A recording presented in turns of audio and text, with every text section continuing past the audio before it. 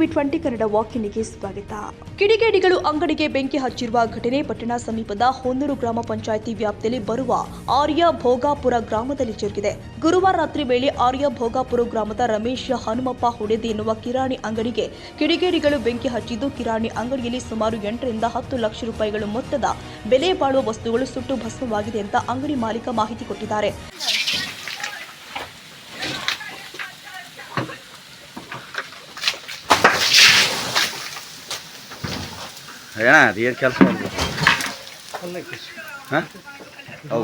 ಫ್ರಿಡ್ಜ್ಗೆ blast ಆಗಿತ್ತು.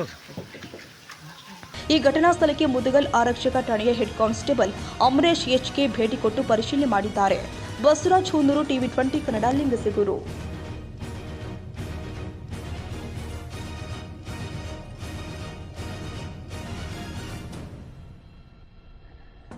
ಕನ್ನಡಿಗರ ಮೆಚ್ಚಿನ ನಿಮ್ಮ ಟಿವಿ 20 ಕನ್ನಡ ವಾಹಿನಿ ಇದೀಗ ಟಿವಿಯಲ್ಲಿ ಲಭ್ಯ. ಕರ್ನಾಟಕ ಮತ್ತು ದೇಶ ವಿದೇಶದ 360 ಡಿಗ್ರಿ ಸುದ್ದಿ ವಿವರವನ್ನ ಪಡೆಯುವುದಕ್ಕೆ ಟಿವಿ 20 ವಾಹಿನಿಯನ್ನು ಲೈಕ್ ಮಾಡಿ, ವಿಡಿಯೋಗಳನ್ನು ಶೇರ್ ಮಾಡಿ, ಕಮೆಂಟ್ ಮಾಡಿ, ಸಬ್ಸ್ಕ್ರೈಬ್ ಮಾಡಿ.